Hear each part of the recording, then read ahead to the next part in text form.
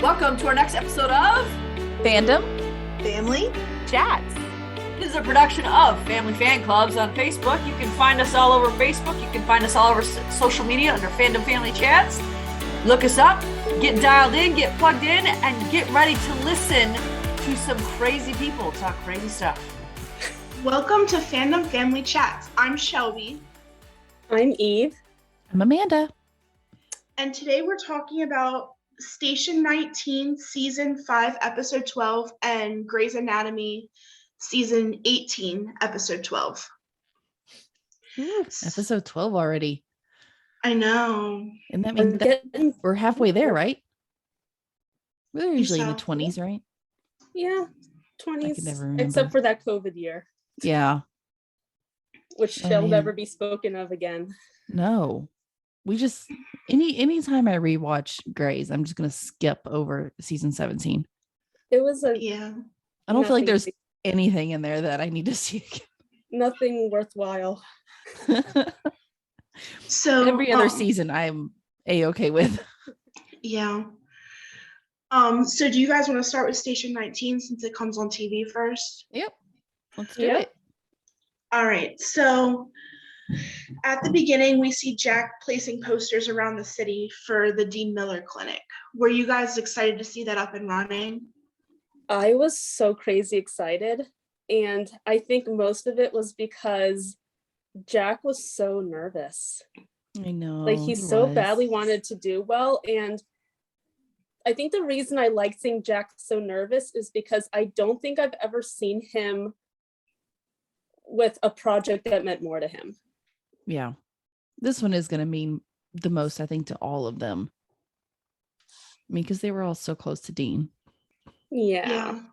I mean, they're kind of in charge of his namesake in a way. Yeah, they kind of are. It started off really slow. Were you guys nervous at first? Because I was like, I know it's Station 19 and they're going to get patients because otherwise this is going to be a really boring episode. But at first I was like, oh my gosh, are they not going to get any patients? But then we got a few pretty memorable ones. Yeah. Yeah, it took a minute. And when Karina left too, all I could think about was they're going to get a pregnant woman and have to deliver a baby and Karina's not going to be there. That's what I was expecting. I was like, well, now that Karina's walked out, they're going to need her for something. Yeah. I mean, I'm glad it didn't go that way, but that's like, I was just waiting for it, kind of. So which one was you guys' favorite patient that came in? I think I liked Travis's patient just because I was going to say the same thing. It was so funny to watch him try to talk to him. He was like, medicine you need? And he was like, trust me, I know what I'm doing, Vic. And he didn't want to use a translator. I was like, you do not look like a man who knows what he's doing at all. But I love you, so you go do your thing.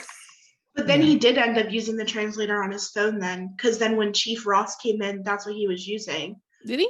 Yeah, because he was talking into it, or he had it up to the guy's mouth and was having him talk into it. I forgot about that. That's right. Yeah. And then Chief Ross just jumped in and started speaking Korean. I was like, oh, she speaks Korean. I feel like the more we see of her, the more I start to like her. I know. And I think we are supposed to like her in the long run. You know, they always do this to us. So I usually think if Station 19, Grey's, Krista, Shonda, whatever, they don't really make us fall in love with somebody if they're going to be bad. I mean, have they ever done that? Can you guys think of any time? When they made us fall in love with someone that we were supposed to hate? Who? I don't know. Well, no, I can't think of any. I mean, there are people who, subjectively speaking, I didn't like. You know, you kind of knew. You knew you weren't supposed to like these people. The people you didn't like. Yeah, like Beckett, that new plastic surgeon, they didn't try hard to make us like them. Okay, so Travis was using the Google Translator and then Chief Ross came in and basically saved the day because she actually knew how to speak it and she understood what the guy was saying. Yeah. And then the ending was sad. I felt bad for him because he was legitimately concerned about himself and like he really wanted to know what was going on. And then like the son just comes in and he's like, he has cancer and he doesn't know. Like, what? Do you guys, what would you do? I know my answer to this already. Would you tell your loved one that they're losing it and gonna die? Or just Yes. let them, I mean, I would want them to personally, know. because Maybe they want a plan. yeah. Maybe they have things that they want to put in place. I mean, yeah, it's their life. It's not their kid's life. It's their life, right? I mean, that See, was Yeah. that was My thinking was, is he keeping this from his father because it's best for his father or because it's best for himself? I felt like it was a little bit of both, maybe. But more I just felt like they didn't want to deal with it. I mean, okay. So to an extent, I get wanting him to not know, I guess, because like sometimes if you know something like that, you're kind of like all mopey and droopy and you don't do what you were supposed to do. Mhm. So like him not knowing, he's going to continue to live his life. Yeah. But, and a lot of times with sickness too, it's mindset. And if your mindset is good, but if he's obviously having issues and he's obviously worried about it, then that's the time to tell him. And Yeah. my thinking of it, if it was my loved one, if it was my mom or my dad, I would tell them, because at the end of the day, like you guys said, it's their life, but also like, bucket lists are a thing. Like if there's stuff that they wanted to do before they do Mhm. die, if they have to get things in order, like death is very permanent. And I don't feel like that's something that should be a surprise if it doesn't have to be a surprise, if that makes sense. It shouldn't. I mean, I felt like they were being, I don't want to use the word selfish, because I don't feel like they were being selfish. I felt like they were doing this because they felt like it was unselfish, even though it's not. He obviously cared very much for his father. So Yeah. it's not like he was trying to do it selfishly. I think it's, just one of those things where it's, wrong thing for the right reason. I mean, his intentions are good. Yeah. And I really do think that overall he thought that he was doing the right thing. Whether or not he was or not, that's controversial. Mhm. But I do think that he thought he was doing the right thing. I agree with that.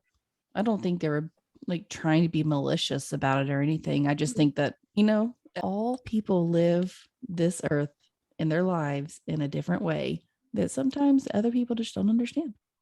And I feel like that's one of these things that, who knows, maybe the dad wouldn't have wanted to know. Maybe the son was like, yeah, my dad probably wouldn't want to know this. I don't know. All we got was a small glimpse into their lives. We don't Yeah. know. We don't know if this is what the dad would have wanted or not wanted. But I do feel, since he was like reaching out and trying to get help, like not even telling his family he was going to go get help. That was the only kind of red flag to me, was he didn't like go to his family and be like, something's wrong. He's like, man, I need to get out of here and get myself checked up. Yeah, he seemed like He has and you guys dementia, so. Oh, okay. Right? Also, so you guys can correct. I don't think he did. I thought Well, he did. I'm sorry. What did you ask, Amanda? Did he have dementia? I don't think he did. I mean, they never said that he did.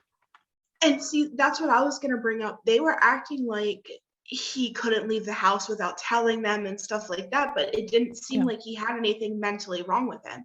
And that, to me, in my opinion, is overstepping. I mean, if he's all there and he's in his right mind and he sees that his legs are swelling up and he feels crappy and he's tired all the time and he knows what he's talking about and he's genuinely concerned, he has every right to go to the doctor and figure out what's wrong with him. And, if I was keeping this information from one of my parents and they snuck out of my house to go see a doctor because they're worried about their health, I feel like, okay, well, I think now is the time to tell them that they have cancer. Yeah. Yeah. Absolutely. I would never be able to keep a big secret like that. I can't keep secrets at all. Oh no. Like I would end up blurting it out at like the wrong time and it would just be bad. I cannot keep my mouth shut, so I can. I mean, I can if I had to, but I feel like my parent having cancer would be a really hard secret to keep. There's healthy secrets and there's non-healthy secrets. And I feel like keeping a sickness from that person is an unhealthy secret. Yeah. See, like I can keep I can keep secrets, like as far as like gifts that I get for people or, stuff like that. I mean, I kept my Secret Santa gift for a secret for how long? And I talk to my person every day. But like something like this, I feel like one, my emotions would probably get the best of me and I'd probably like break down and start crying or something stupid. Or two, like I would just blurt it out at the worst time possible. Like in the middle of a kid's birthday party. Oh, mom and dad, you have cancer. God, you would ruin that birthday party, Shelby. Jeez. I would Blow make up the it candles memorable. and you just This kid is the never last forget their- birthday. Oh no. Like, remember that year that Aunt Shelby ruined my birthday party? That was great. Oh no. Hey, it's legitimate. It could be the last birthday party I had with them. Sure. Any day is. You're not wrong. Yeah. Any birthday But- could be your last birthday. That's true. But speaking of sad stories, the homeless guy with the scabies, Oh, when they cleaned him up and stuff, I literally cried. I know. How sweet was that? He's I a love a good pretty story handsome- like that. He's a pretty decent looking dude too. I was like, oh, well, there he is. Sometimes that's all it takes is just some people to care. Yeah, and him saying that he basically went downhill after his wife died, which was sad, and no one paid him any mind after that. And it was just like, That was sad. But they got him cleaned up. They have a heart-to-heart talk. So sweet. It cracked me up when he was like, don't tell Karina that I took him upstairs. Because we know she's a stickler for the rules. Oh, yeah. And she's especially hard on Jack too. So, I mean, that's a double whammy right there. Yeah. But his heart was in the right place. It was. And let's mention our favorite man, Ben. Ben. I feel bad because every time I say I'm so annoyed with Ben, I remember that that's your husband. Just to be clear, we have nothing against Amanda's husband. We just don't like Ben on Station 19. Well, see, here's my thing.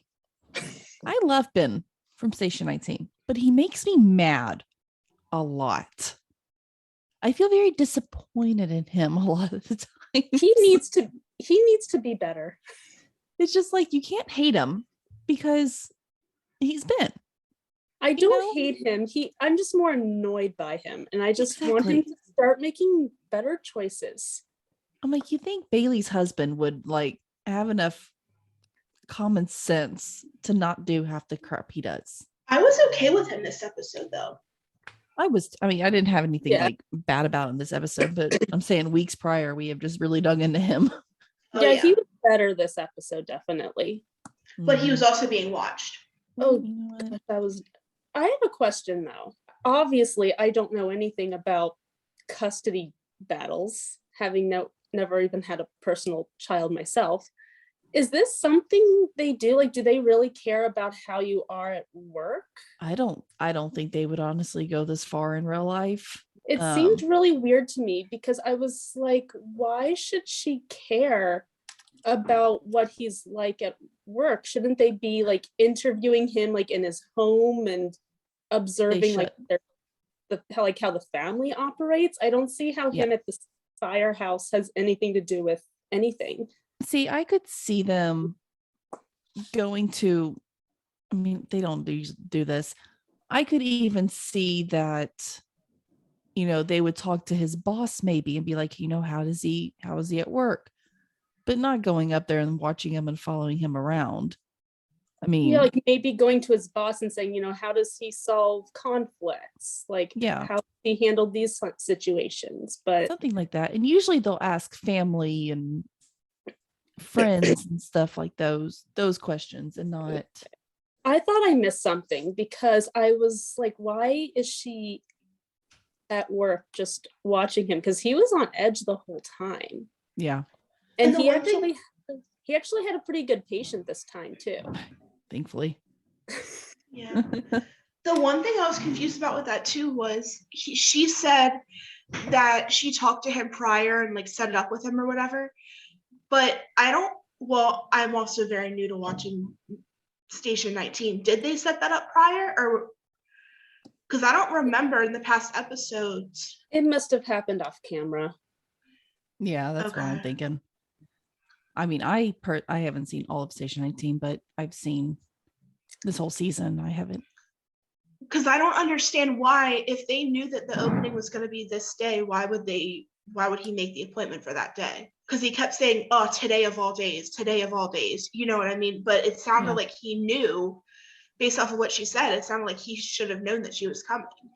Yeah, and then at the beginning, he even said, well, we're doing, a clinic today, so you're not going to be able to see, what I usually do. Yeah. So, again, They probably only give him like a very short notice. Unless it was more of a, this is the window when we're coming, be ready for us. Yeah, or that. Maybe. I mean, they don't really give you a choice.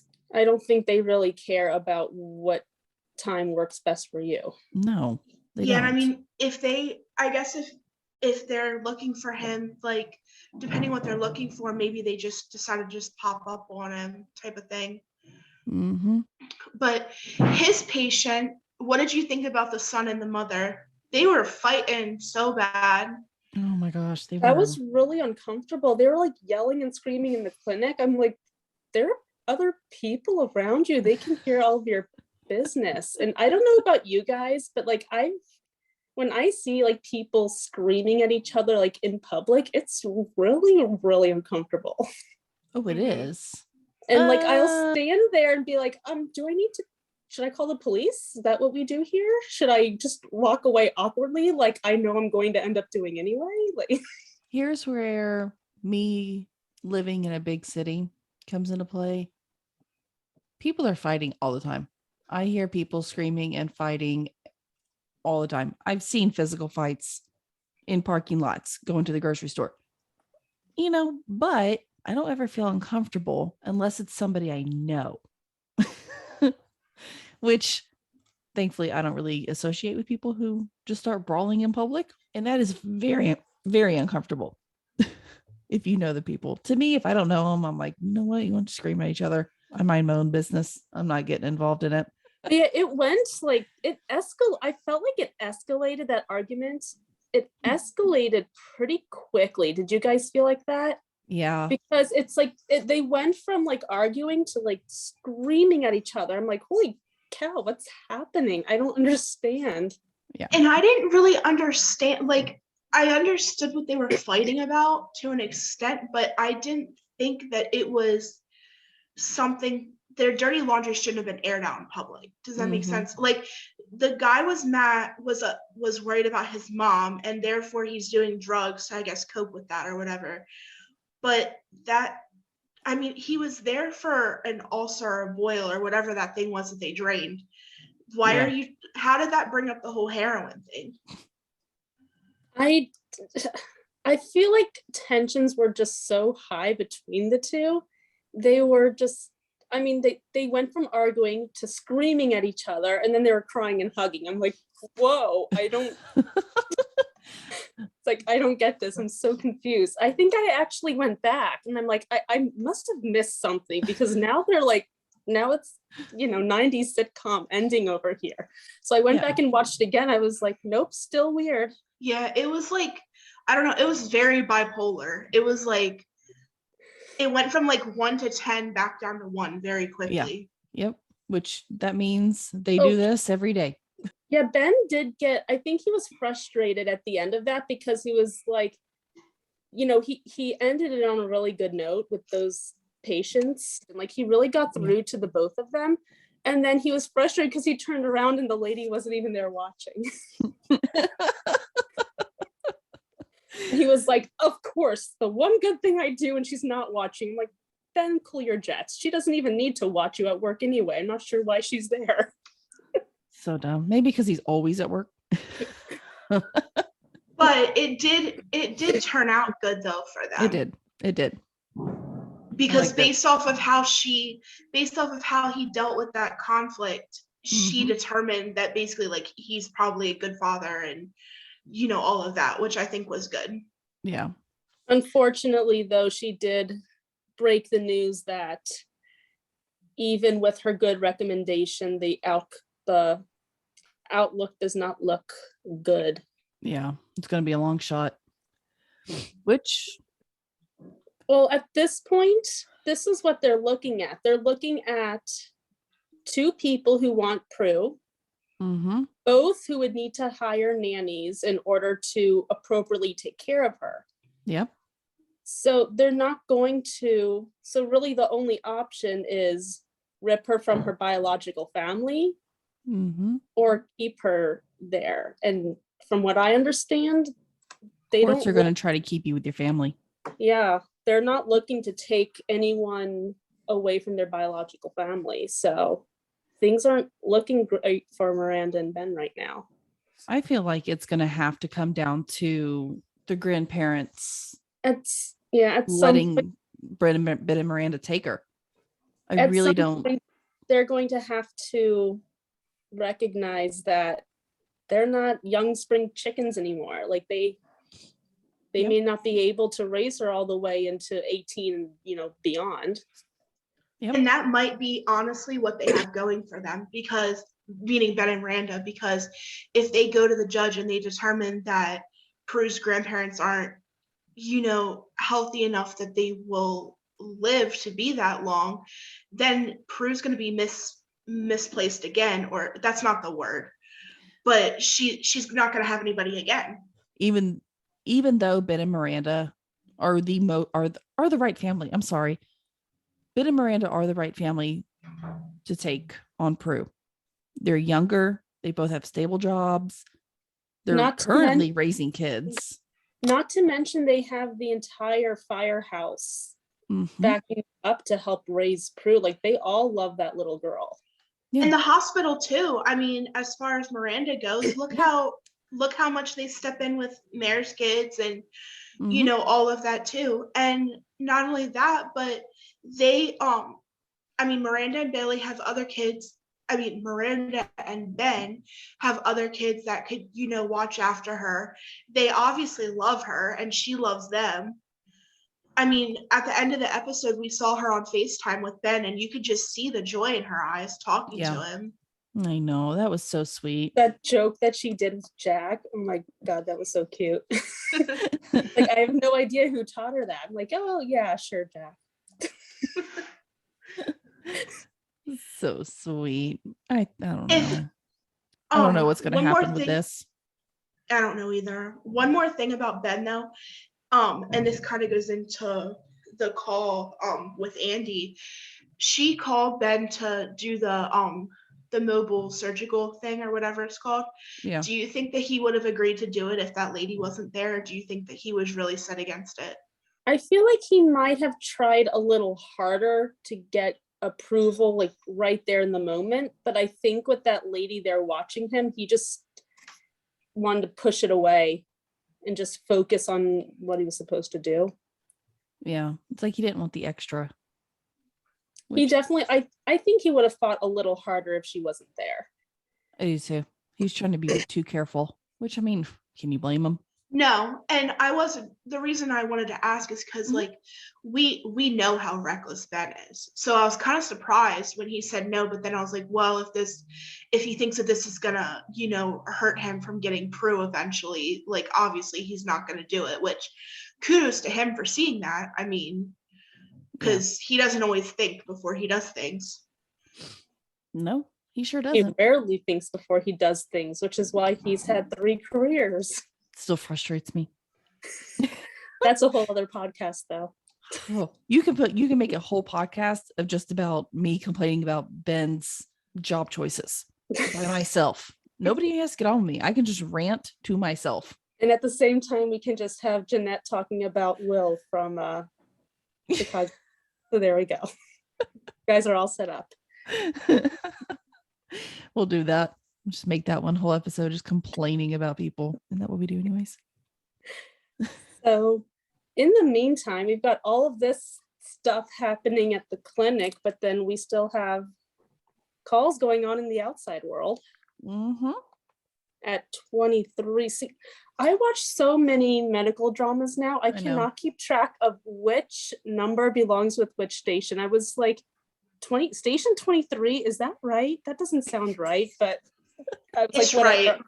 I was checked like, it whatever, 6 times. I was like, I'll just trust Shelby this time because I cannot keep like anything straight. See, I know I 19 checked because it. that's the name of the show. So it's easy for me. Yeah, that But- part's, but the other ones. Oh, Aquino came back. I had completely forgotten about him. Who? Aquino, the guy who got injured at that fire that Dean died in, and Andy was taking over for him, I don't remember him. the captain of 23. I would probably know his face. Well, he was in this episode. Look up his face, Amanda, so that you know what we're talking about. And I just started watching this show and I know who we're talking about. Oh, yeah. No, I know his face. I just guess I didn't know that name. I know him. Just when you kept saying the name, I was like, I don't know this name. Yes, I know him. Okay, I'm good. I'm with Okay, you. so we're on the same page now. Yeah, I Yes. completely forgotten Yes. that he existed. Like he came by, I was like, oh, him. Cool. Yeah, he's I didn't know who he was since Yeah, I just he's- started watching. So what do we think is going to happen to Andy? Well, I think we'll get into that a little later Yeah. because she had that little conversation at the end. But Well, I think it really got Andy thinking about how, she's her time, or at least not her time there, but at least her current role there is, going to change. to an end soon. He's coming back in seems- 6 weeks. It seems like she was very frustrated with 23 too, like how they handle certain things, and like they don't seem to have like the family dynamic like what 19 does, in my opinion. They don't, but I don't, because I mean, we see a lot of 23 now, but they're not supposed to be like the stars of the show, right? I mean, Eve, you've seen way more than us, so you'll be able to say more. The only reason we're seeing that station at all is because Andy and Theo. are there? Theo. Why can I never remember his name? I can because never remember Travis's. Aha, I got it right. Good job. But yeah, the only reason we're seeing any of 23 right now is because that's where Andy is right now, and we're kind of following her. So do we want to talk about 23's call? Because all the calls were going to them because 19 was doing their clinic. And they weren't happy about it. They were not, but you know what? Too bad. You're firefighters. You have to fight fires and, save people every once in a while. You can't just stay Exactly. firehouse and throw, insults at each other. So it was a parachuter. Yes. That did not come out, which is why I will never go skydiving. So I was confused. What was the injury exactly? She landed on a tree, but like, what was the branches impaled her. Yeah, it was So through her. She was on a big tree branch, and from what I gathered, there was little branches like off of it, and they were actually inside of her. Ooh, I'm sorry I asked. You didn't see that part? Yeah, because they literally cut her off of it, and then she died. No, I saw that part, but you missed Aquino, so I mean, Apparently. we're even. All right, so I hate when they lose victims like that. I know. Because then you're like, they really make you root for them and you get to know them a tiny bit, and then they don't make it. Yeah, and then That's Andy not called right. Ben. He declined to help, which was, I think we spoke about it a little bit earlier, but that was so out of character for Ben. And I mean, we all know why he didn't. I understand why, but that had to have killed him. Andy kind of got attached to that patient, because I mean, she even went up on the ladder, which in real life a captain would never do, ever. Yeah. No, never. No, they shouldn't be. They did. They ended up losing the victim, which was horrible. But Andy, we see a little bit later that Andy's talking to Chief Ross after the call was all finished. And Andy pretty much confronted her. And I think this conversation between Andy and Ross I think it kind of endeared me more towards Ross, that, she is a good person and she's on the side of wanting to really do what's best for the community, unlike the person she's replacing. But unfortunately, she didn't quite take it the way that Andy had meant to. Yeah, I agree with that. Yeah, it sounds like she wants to close down the station based off of what Andy said. And now I feel like Andy, the type of person that she seems to be, she's gonna feel really, really bad about that, because she's gonna feel like it's her fault. Mm-hmm. Because she's not in the business of, breaking up a station, no matter how dysfunctional its, people are. Yeah. But all she really wanted was just to go where she felt she was needed. Yeah, which I don't know. Hopefully her and Thea go back to 19, maybe, and then as we can just do away with 23. And as long as her and Theo go back to 19, they can close down 23. I really don't even care. That's how I am. Her dad was the captain at 19, right? Andy's. Yeah. Yeah. Mm-hmm. Herrera. Yeah. Okay, so like she's like following his footsteps, kind of. Mm-hmm. That's So how that she might needs to be at 19. I was gonna say that might be another reason why she wants to go back. Yeah, because a big thing is that he, her father built that station from the ground up. Like, he handpicked everyone on that team, and he was really, really hard on her when he was alive, because he expected her to take over someday. And as you can see, it hasn't been going that way. Yeah. I think by the end of the season, Andy will be back at 19. She really wants to help in with the mobile clinic, get that back up and running. And the Chief Ross seemed pretty okay with it, right? Yeah, it seemed like she was on the same page. Yeah, I think so. So hopefully that'll start. And because 19 has a lot of passion projects going on right now that Ross seems excited about. So they don't need any more, though. I mean, not to be rude, but I feel like they have so much other stuff going on, that fighting fires and stuff, it's like you hardly ever see it ever happening in Station 19. I mean, like, maybe I don't know. I don't watch it all that. I mean, I don't know. I've seen this whole season, and I feel like other shows, like, it's more personal. It's like more about their personal lives than it is about their work. And I feel like I don't like that as much.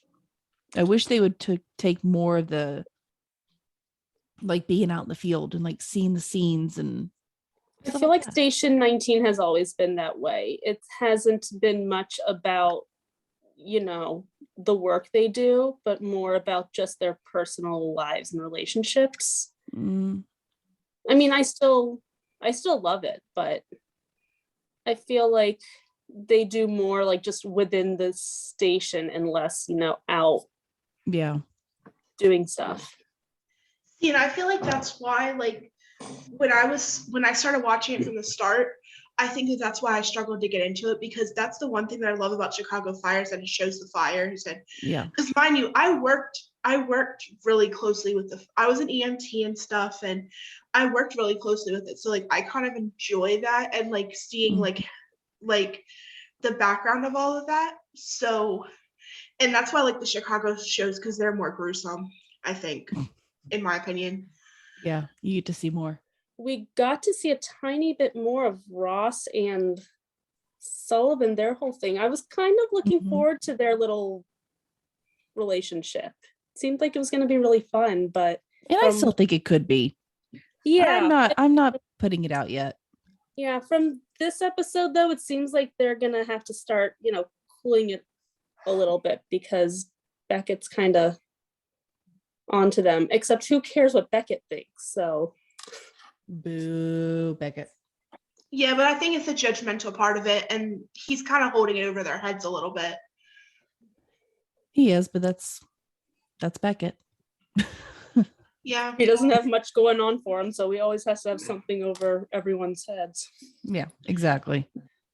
I think they could still make it work, though. Maybe not like a full-on relationship, but I think that they could still screw around if they wanted to.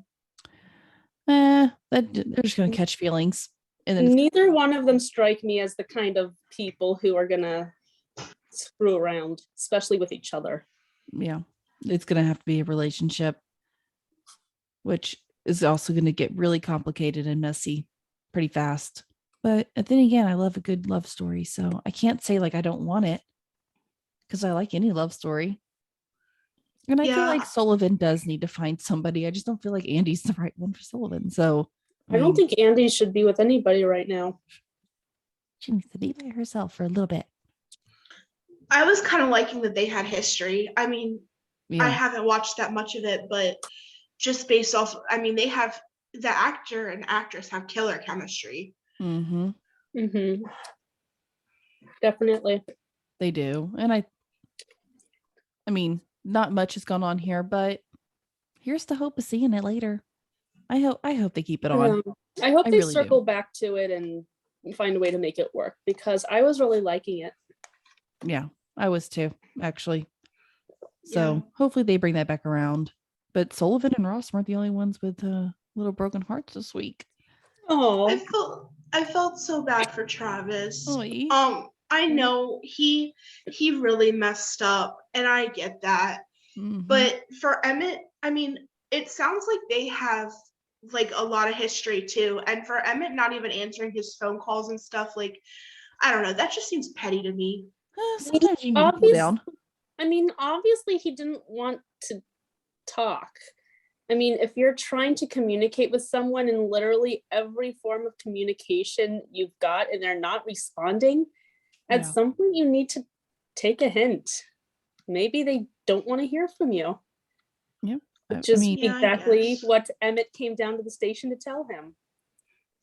Yeah, And- I don't know. I hate when people ignore me, so I guess it's just that's See, just me. I'm the one who ignores people, so maybe that's why I feel so differently about it.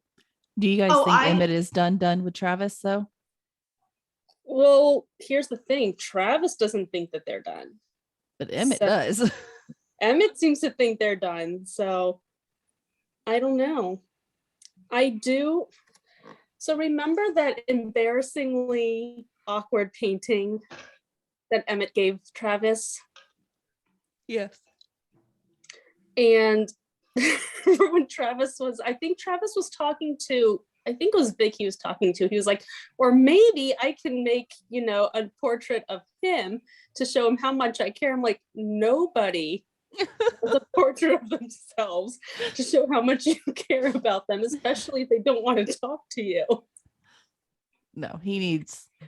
But Travis, I think they need to just go separate ways at this point. Travis like is not happy with Emmitt.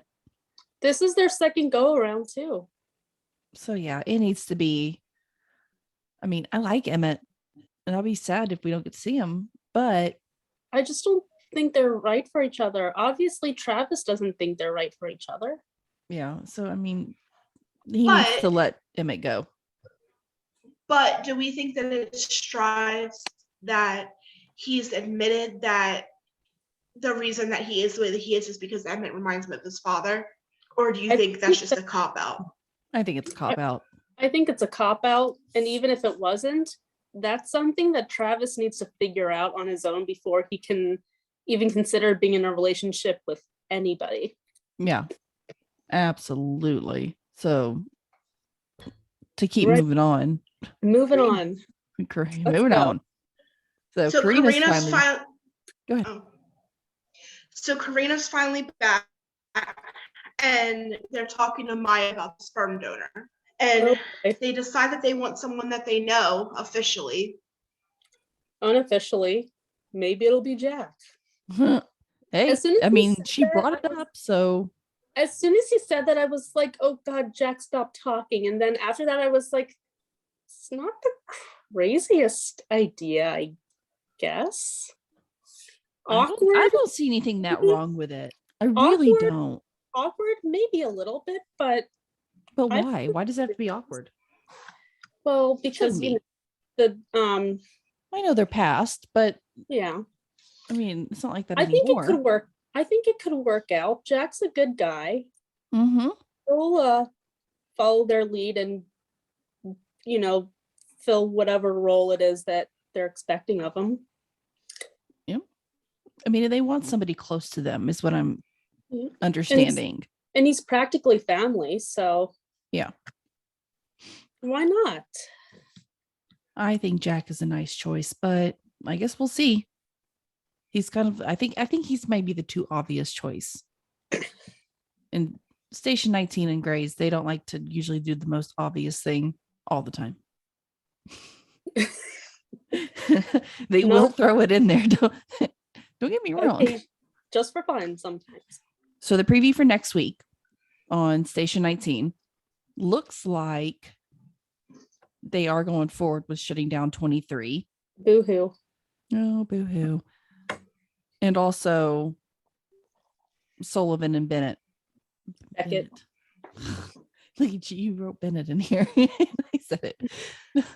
So it looks like that Beckett is confronting, or Sullivan is confronting Beckett.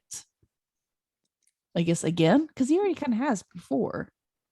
Yeah, I guess he they're going to denied continue. everything. He confronts him every episode practically. Hopefully he'll actually own up to his wrongdoings, but it doesn't seem like he's going to. So I don't based think off the type of person he is.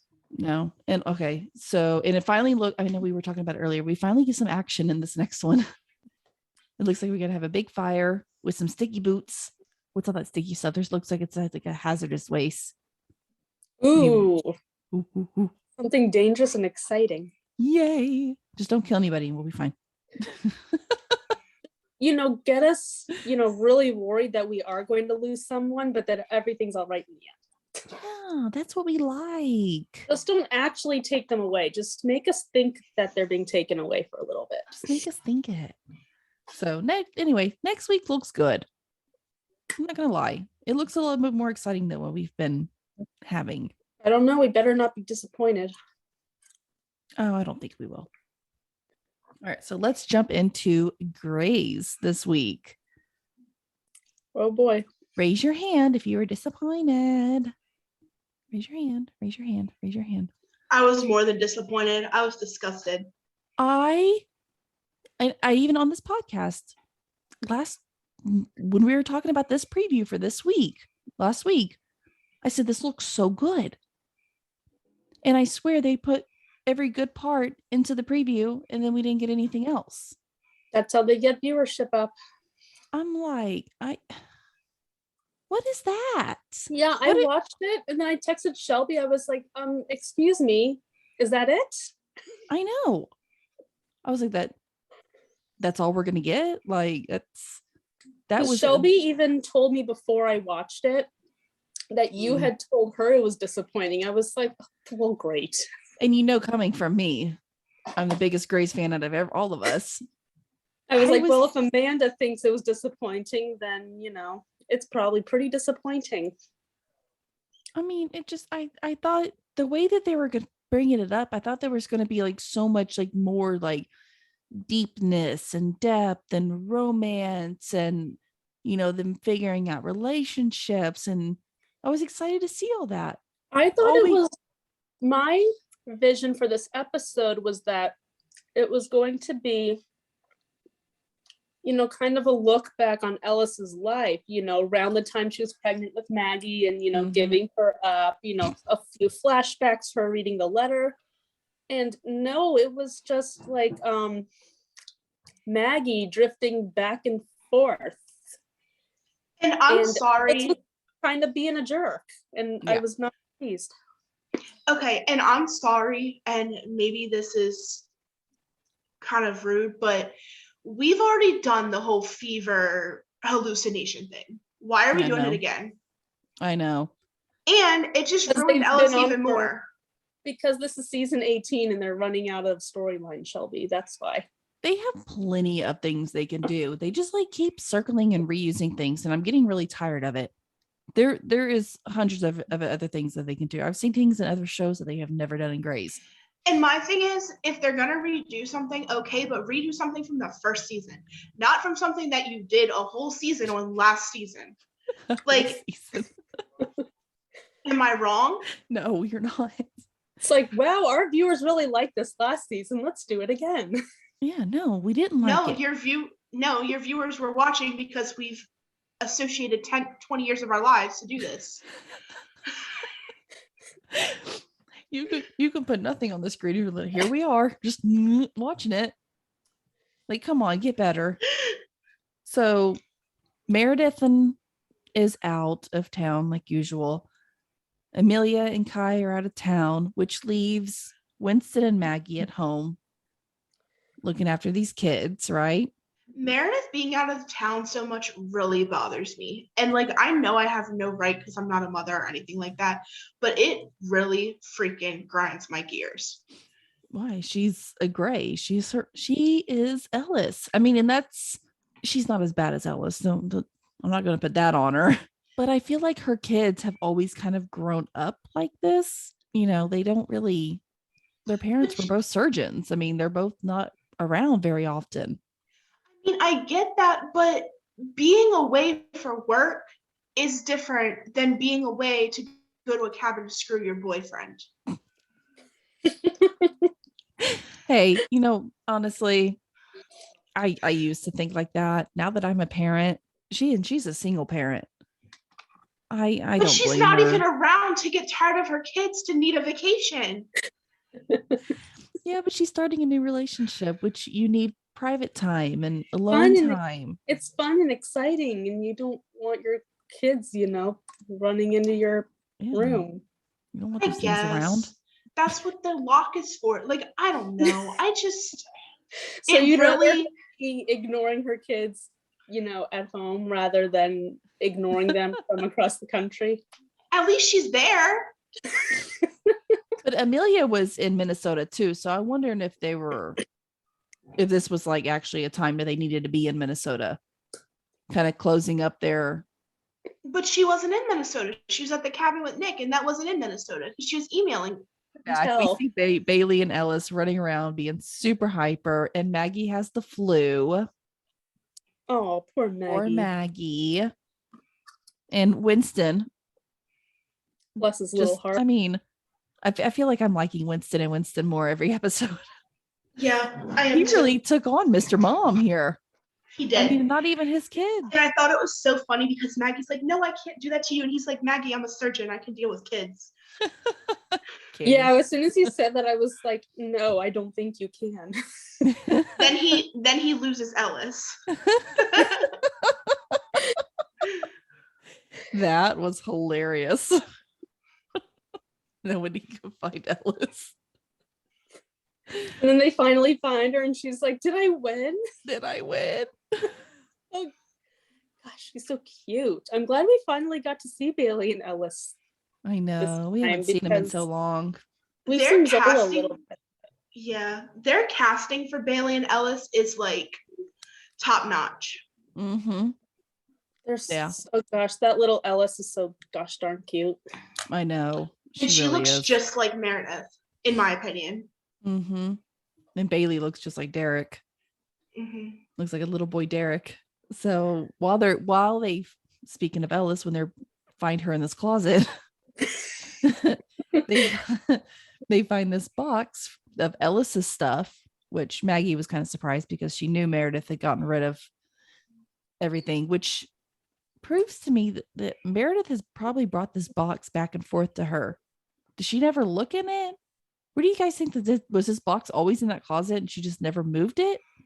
Because she went from this house to the dream house, then back to this house. I was kind of confused.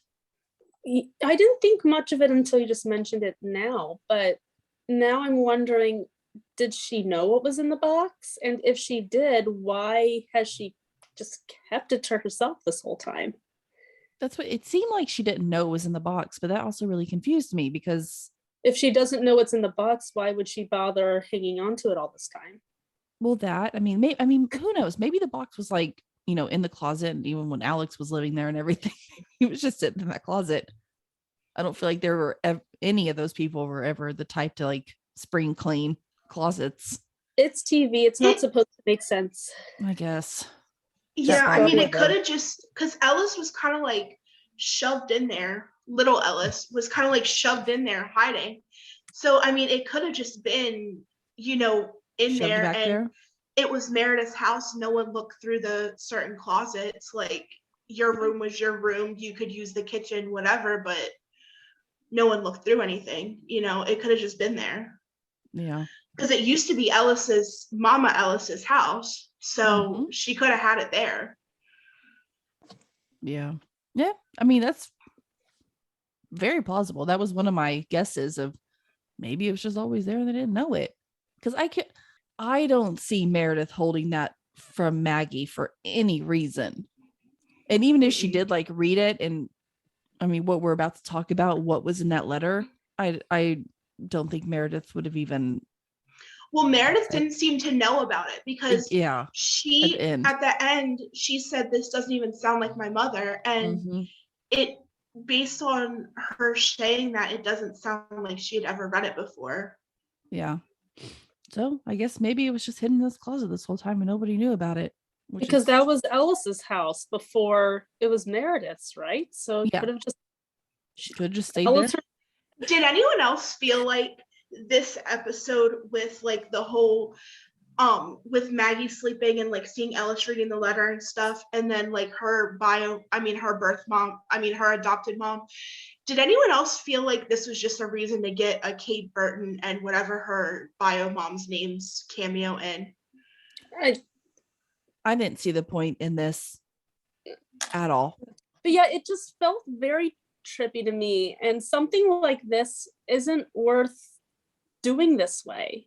No. So they shouldn't have even bothered. This whole episode was a big scrap. I could skip over this episode and not miss anything. Yeah, I just feel like it was only made to get a Kate Burton and whatever the adopted mom's name is. I feel like that was the only reason for their cameo.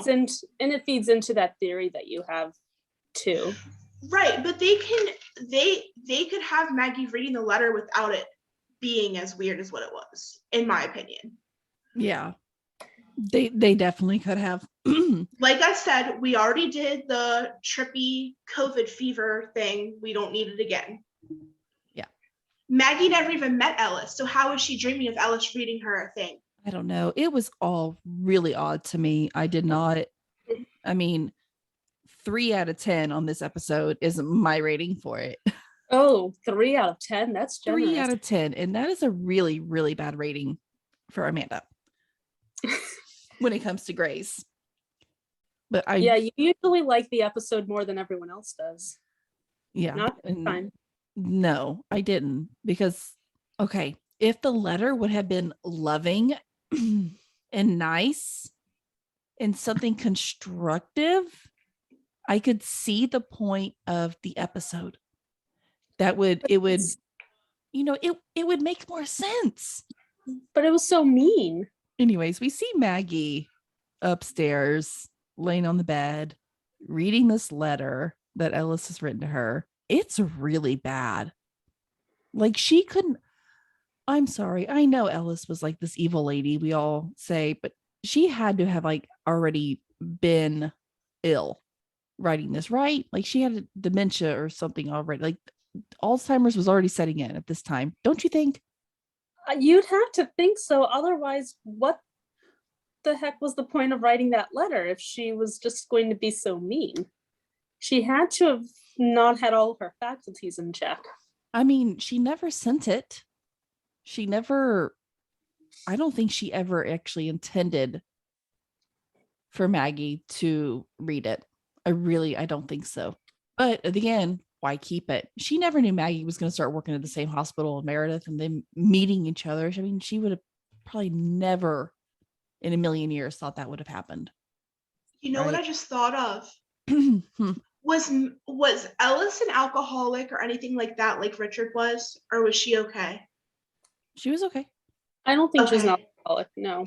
Okay, I never think mind. Because I was gonna say, she drank, but I don't think she had a problem because she would always remember the wine ring mhm. around, like whenever she was journaling, like she would always have like a wine ring. And then like for that 9 months she was pregnant with Maggie, she didn't have any wine ring. So I don't feel like she would like had a big problem. I feel like she had maybe a couple of glasses of wine when she wasn't working. Because I was gonna say maybe the letter was like to make amends, because when you're in AA you have to make amends to somebody, and that would make sense. But if not, then never mind. That's a really bad amends letter. I mean, yeah, but it's also Ellis. Maybe would be the Ellis's- amending. Maybe in Ellis's, whacked up, sense of whatever she thought it was making amends. Like, no, Ellis, that's not how we do it. Oh my gosh, like that's seriously just wrong. So wrong. The whole letter, I was like, oh, well, it has to get better. And then it got to the end, I'm like, oh, well, that was just terrible. Mm-hmm. I mean, It was just sucker punch after sucker punch. She was. I mean, even when Winston went in there and checked on her, the whole thing was just sad.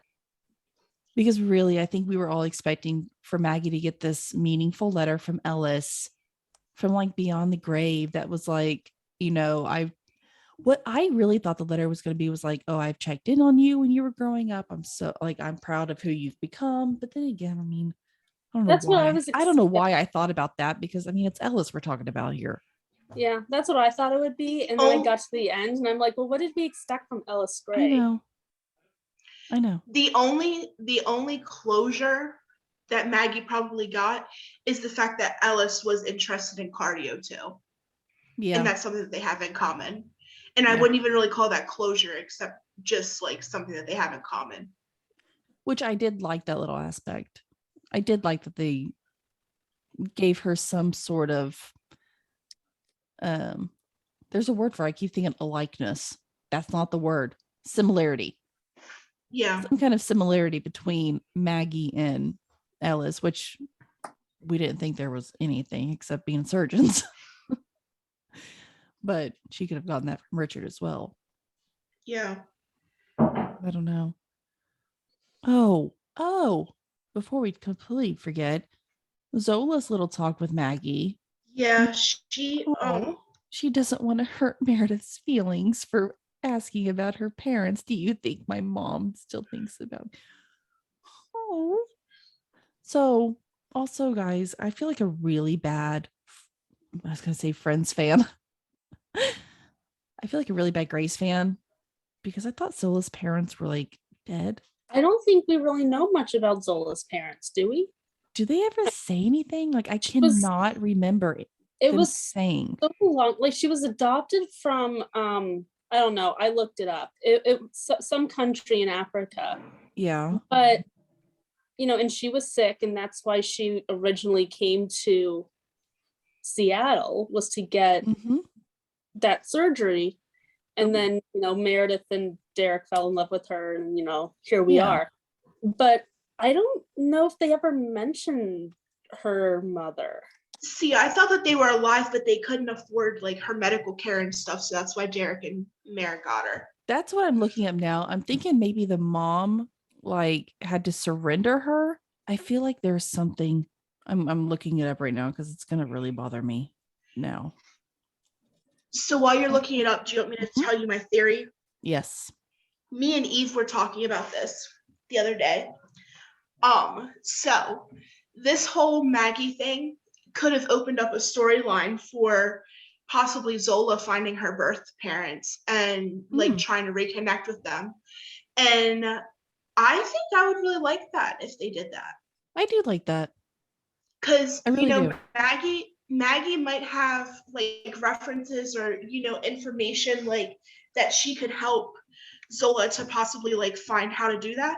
And also Mare was talking to Nick, which this is stepping ahead a little bit, but Mare was talking to Nick at the cabin about how she wants a little bit of a break. So like maybe, you know, she'll go to Africa or something, take Zola with her.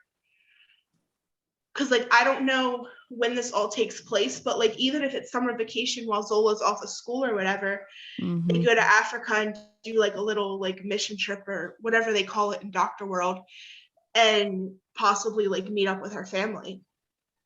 I'd like that storyline. I would too. I'd love to see that.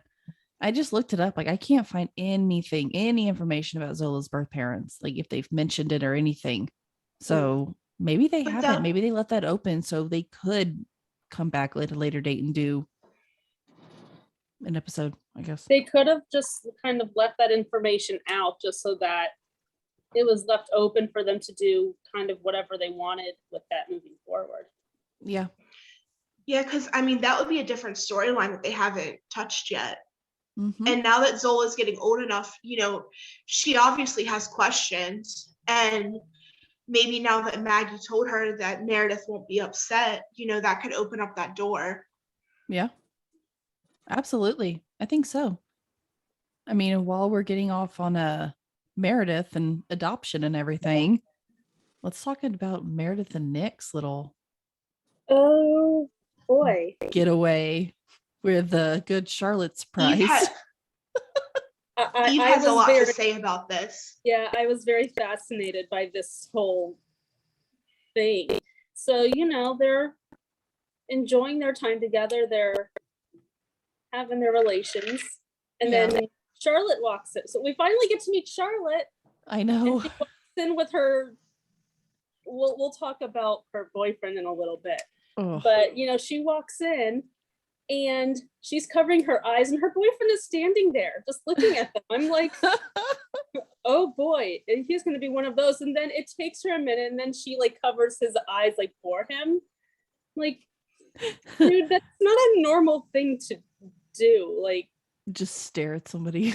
Yeah, I mean, I would have turned around and walked out.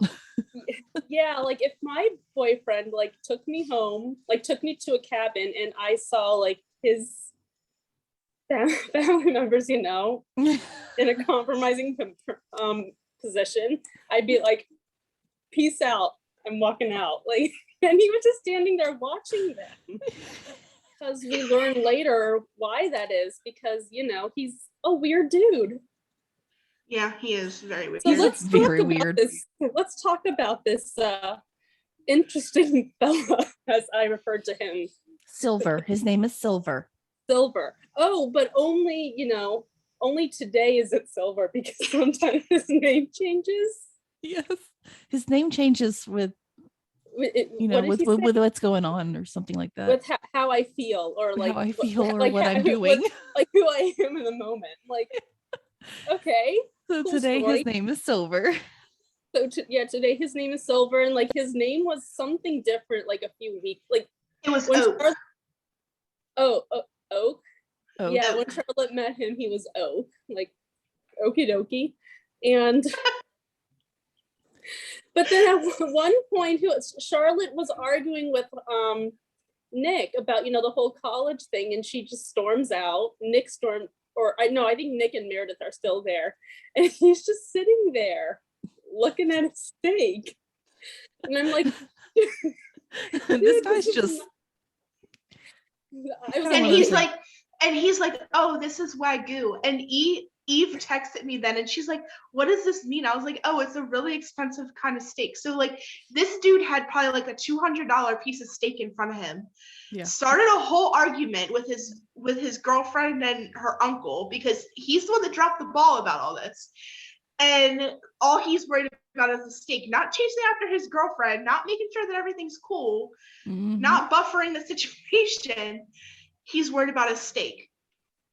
He just Yeah, I just wanted to like jump in there and be like, friend, this is not normal. No, it's really not. Let's start using our brains here. We keep the same name for the rest of our lives. Nicknames are okay. We keep the same names. We don't start fights. And then not checking our girlfriends when they storm out upset. So I want to talk about Charlotte for a second. And I want to see what you guys think.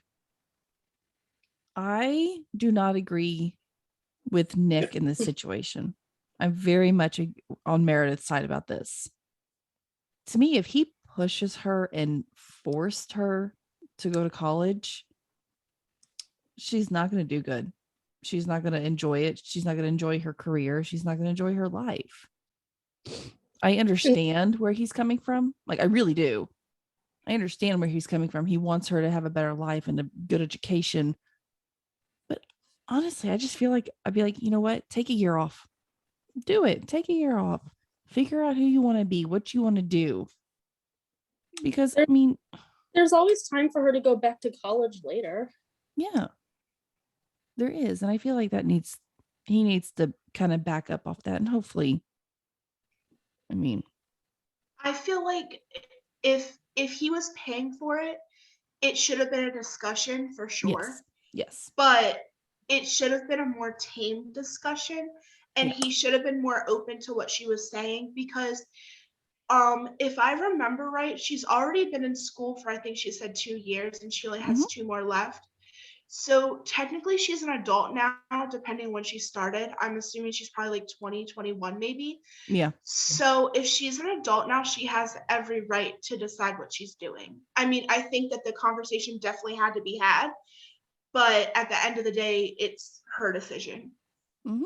It is. And I mean, I think Nick, after the conversation he overheard, I think that he'll be fine. I think he'll kind of let it go. And Mary even said to Nick too, which this didn't change his mind, but Mary even said to Nick too, you know, I went traipsing around Europe and I'd say that I'm doing fine. Yep. And I agree with her. I mean, sometimes, and not everybody's like that, but some people are. Some people need to go figure out their lives before they can jump into a career. Some people don't need that. Some people know exactly what they want to do. And that's great. But yeah, absolutely. But I mean, every person's different. Yeah. Now it did sound like she was talking about being a little reckless, doing drugs and stuff. Yeah. Because it sounds like Silver is a little bit of a hippie, but I don't know what Silver and I mean is. I wouldn't say hippie, but he's spirit, something. Okay. He's something else. Nothing against hippies. That's not what I meant. But it sounds like he could probably get her into some trouble, I think. He could, but you know what? She's an adult, and if she wants to make this decision, then she needs to suffer the consequences, whatever that is. And that's how you learn. That's how you grow. Yeah. She's gonna get in trouble, and that's okay, as long as she doesn't go too far off the path. I hope. I mean, the last thing is getting addicted to drugs or anything like that. You don't want, but figure out your life without the drugs. That's why it's important for Nick to just support her, so that in case this does go south, you know, she knows that she can reach out and he'll be there for her. Yep. Yeah, because honestly, him pushing back like that, I think, is going to cause her to rebel anyway. It will. Definitely. And I guess we'll see. I mean, do you guys think we'll see any more of Charlotte, or you think that was kind of like her one little cameo to come in and she's done?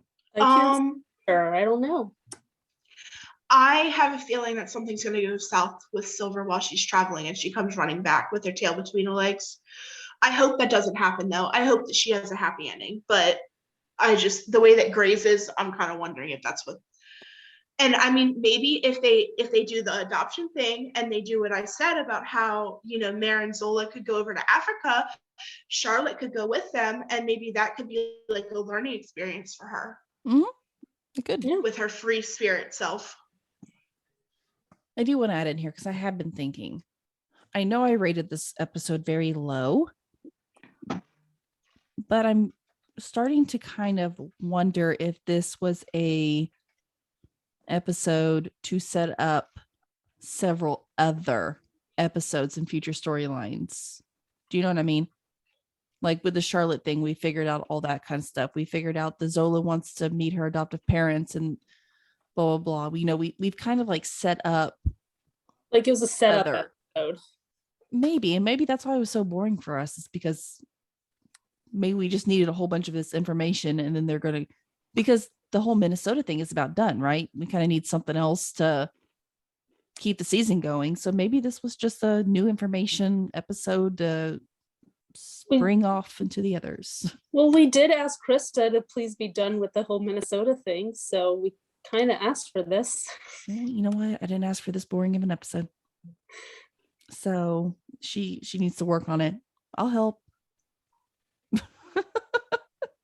Okay, so do you guys want to hear something funny? I think you guys are laugh at this. No. Okay, screw you then. Well then, Amanda, you can cover your ears. Take your headphones off. Go for it. Let me hear. So when I was watching, so this is going in a little bit like to Kai and Amelia, but when I was watching and Amelia was talking about how she has a kid at home, I like sat there for like 10 minutes with the TV paused, like, what kid does she have at home? I completely forgot about Scout. Yeah, talking about absent mothers. I completely forgot about Scout. Like, I don't know why, but like in my head, like I know that that's Link's kid, but I forgot that Amelia's the one that pushed him out. Because she's never there. Whenever we never see her. He's always with Link. Yeah, he's never with Amelia. So I mean, Yeah. it. Like when I was thinking about it, I was like, oh wow, she mentioned him. Oh my goodness. Like when I was sitting there thinking about it, like I was like, oh yeah, she has Leo at home, and then I'm like, no, Leo's Owen's son. Like I was stuck for like a good 10 minutes, like trying to figure this out. Wow, that's impressive. A whole 10 minutes. Oh, I know man. my brain wasn't working right that day, I guess. So we see Amelia and Kai. Yep, on to sister number 3. On to sister number 3. This was a big sister episode. We see them back in Minnesota, and they're at the lab finishing up all the notes. Amelia says her flight is until tomorrow, and she can't move it up. She probably didn't even try. No, she said she could move it up if she said my flight's tomorrow, but I can move it up if you think I should, or something like that. She's so needy. Oh my gosh, Amelia, I love you, but you're driving me insane. I don't love Amelia anymore. Sorry. You know what? I loved her for too long for me to completely fall out of love with her in this season. So I have to say, I still love her. I'm just disappointed in her right now. Like of these, I mean, maybe not. Maybe we will finally start loving Kai. Kai says, "Oh, you should delay your flight," and then he. So sorry. They. Yeah. So Amelia says that her flight is until tomorrow. She can move it up, and then Kai invites her to a show. I just wasn't impressed with their. Honestly, none of us are big Kai and Amelia fans, right? Mm-hmm. I was kind of hoping this episode would make me be a fan of them. Does that make sense? Mm-hmm. Like I thought they were gonna like make me like really fall in love with them and like them together, but it didn't. I'm still not on board. I still no. But Amelia is like completely mesmerized by Kai's little performance on stage. I feel like she's too obsessed with them. I really do. I agree. I feel like Kai is like the center of her universe right now. And I feel like none of us understand it. Mm-hmm. I don't know if that's there has to be some kind of disconnect.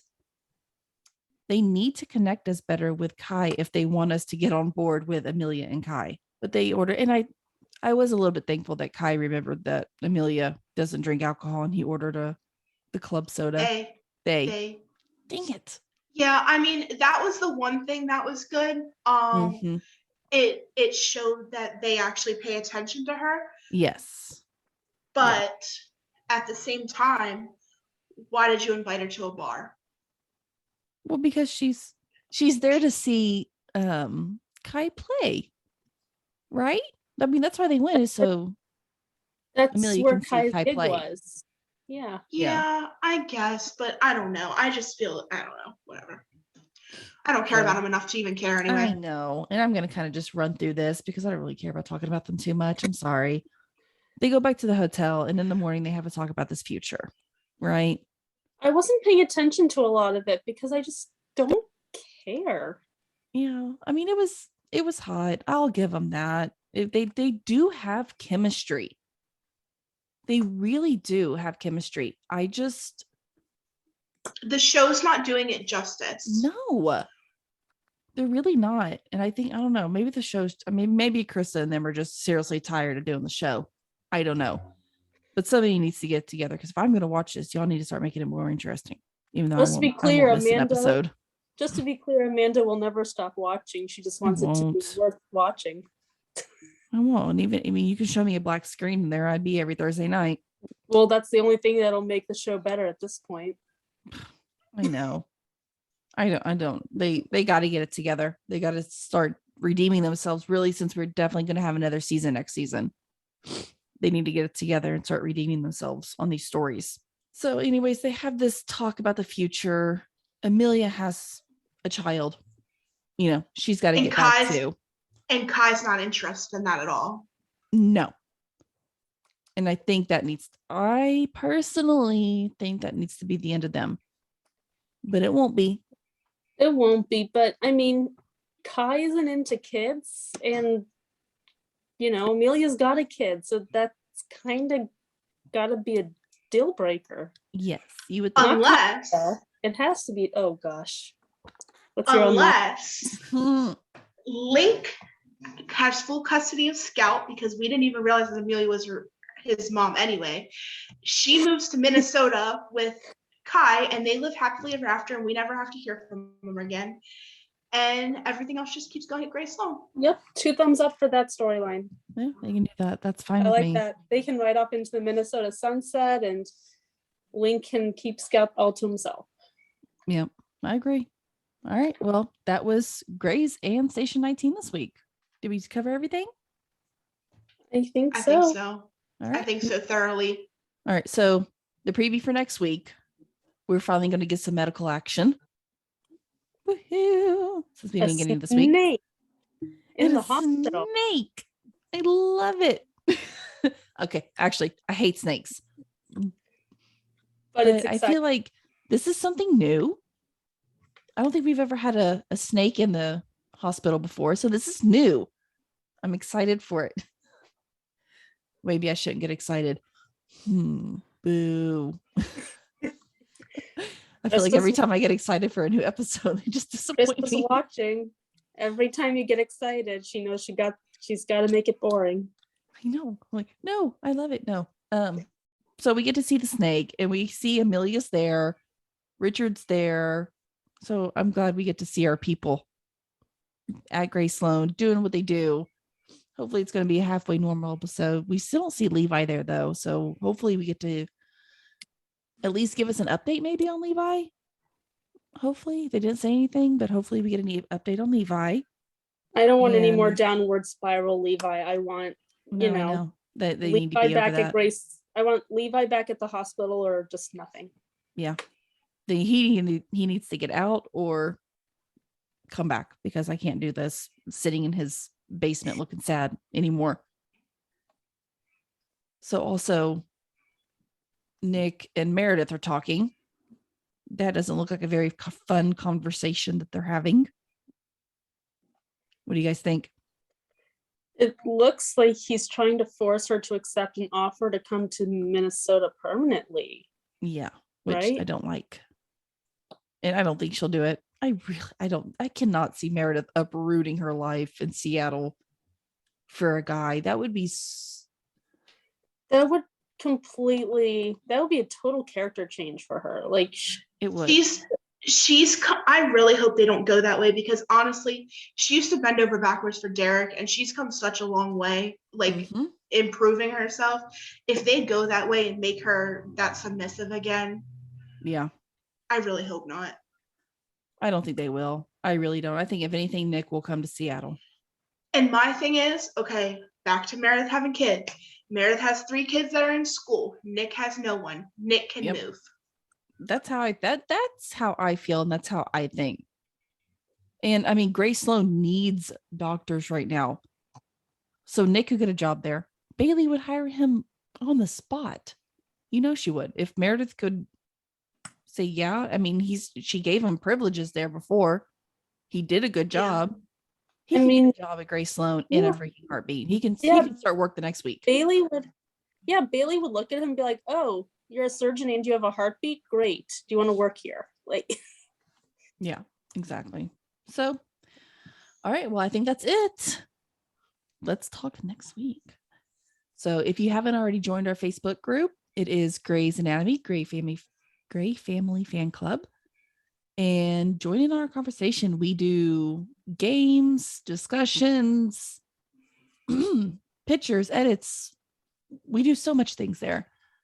You can also find us on Twitter, Instagram, TikTok under Fandom Family Chats. And don't forget, if you want to reach out to us to know more about what we do or offer critiques, suggestions, even though we're perfect, you can do that at familyfanclub2021@gmail.com. Watch next week for This Is Us and The Resident, plus 911 Lone Star and the OGG 911 is back. I'm so excited. yay! I can't wait. So next Wednesday, we'll have another Station 19 Grey's Anatomy recap for you. And we'll see you next week. Bye. Bye. Bye.